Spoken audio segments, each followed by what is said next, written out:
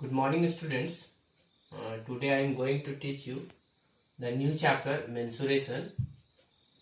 So first I am going to deal the first 2D shapes. Means जो भी 2D shapes है means 2D shapes. 2D मतलब 2D for dimension means जिसमें सिर्फ दो चीज होगा, लेंथ ब्रेथ या लेंथ हाइट या लेंथ या बेस हाइट, मतलब जो भी होगा सिर्फ दो चीज होगा, उसी को हम लोग 2D शेप्स बोलते हैं. जैसे ओनली लेंथ ब्रेथ. तो इसमें हम लोग आज सर्कल, स्क्वायर, रेक्टेंगल,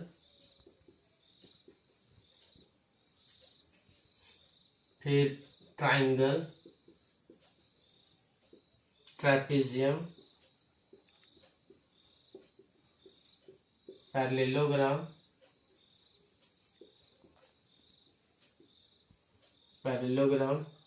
फिर रोम्बस,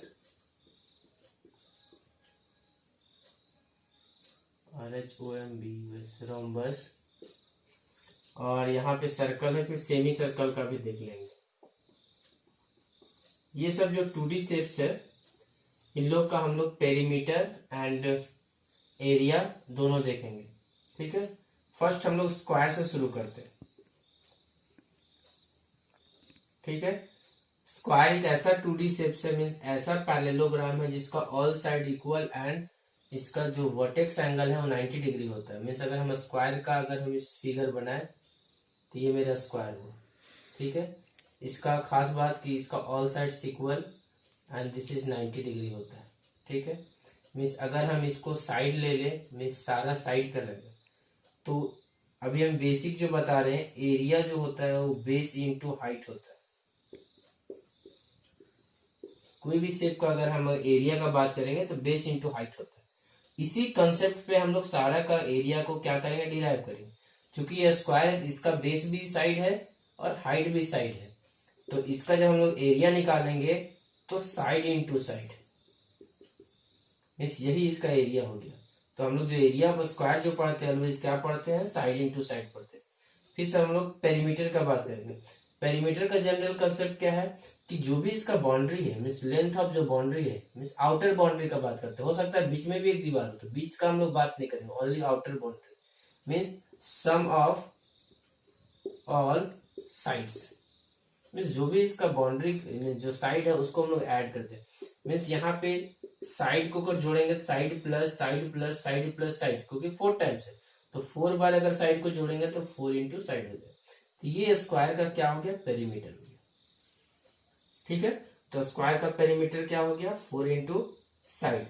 इसका ये एरिया का formula side into side and perimeter 4 into side. अब हम लोग ये जनरल कंसेप्ट का बात नहीं करेंगे, डायरेक्टली एरिया और पेरीमीटर का बात करेंगे.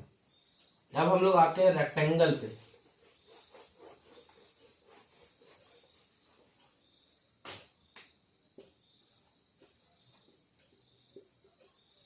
जो रेक्टेंगल होता है ये ऐसा शेप है मीन्स ऐसा क्वाड्रिलेटरल है जिसका opposite sides equal, only opposite side equal, और ये क्या है 90 डिग्री है सर वर्टेक्स एंगल.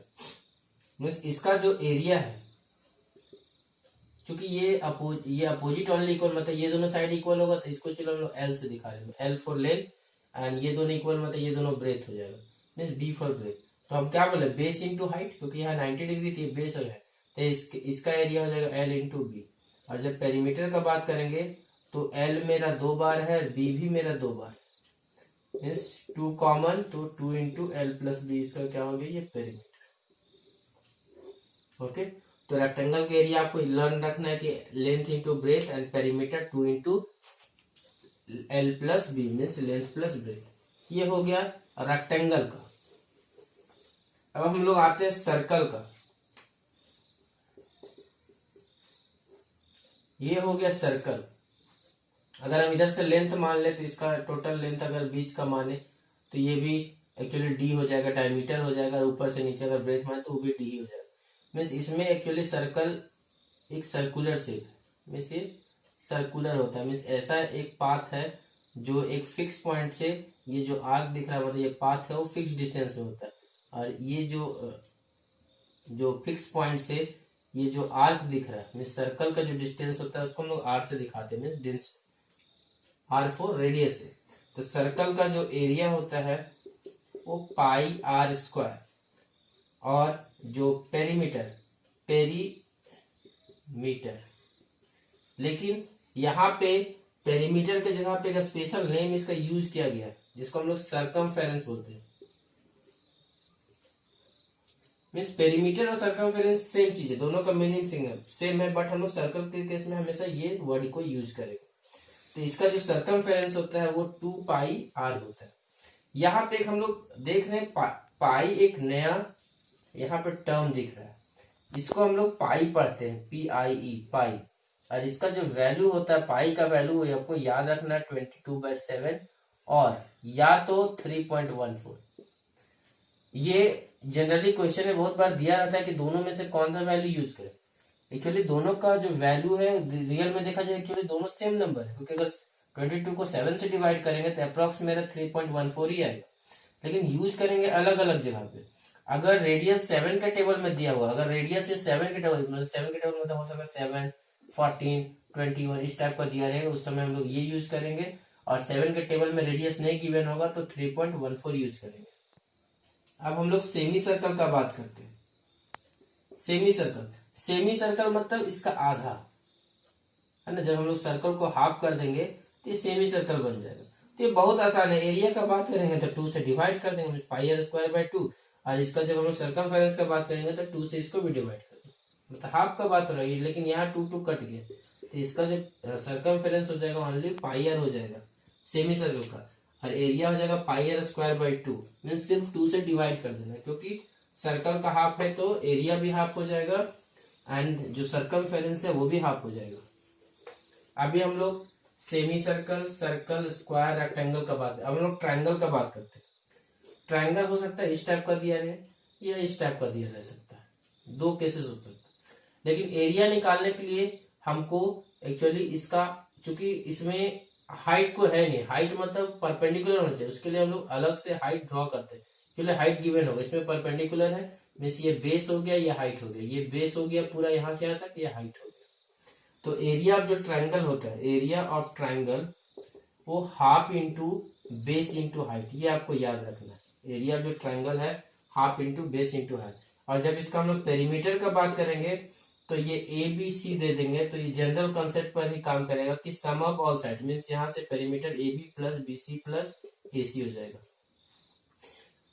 ठीक है, अब हम लोग आते हैं पैरेललोग्राम।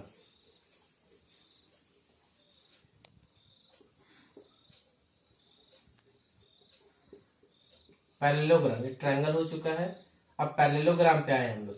पैरेललोग्राम का जो शेप होगा ये ऐसा क्वाड्रिलेटरल है जिसका अपोजिट साइड क्या होता है, पैरेलल होता है, जैसे ये पैरेलल, ये और ये पैरेलल। खास बात कि ये इक्वल भी होता है, तो अगर हम लोग इसको L से दिखाएंगे तो ये B हो जाएगा, जैसे ये LL, ये BB। मतलब इसका जब एरिया का बात करेंगे तो एरिया होता है बेस इंटू हाइट, मीन्स तो बेस इंटू हाइट होता है, बट ये परपेंडिकुलर नहीं, हाइट का मतलब परपेंडिकुलर, इसीलिए हम लोग अलग से इसको हाइट ड्रॉ करते हैं, मीन्स ये H हो गया और इसको L को मतलब ये हम लोग बेस से बात करेंगे, मतलब B से, इसीलिए याद रखना है कि एरिया बेस इंटू हाइट होता है।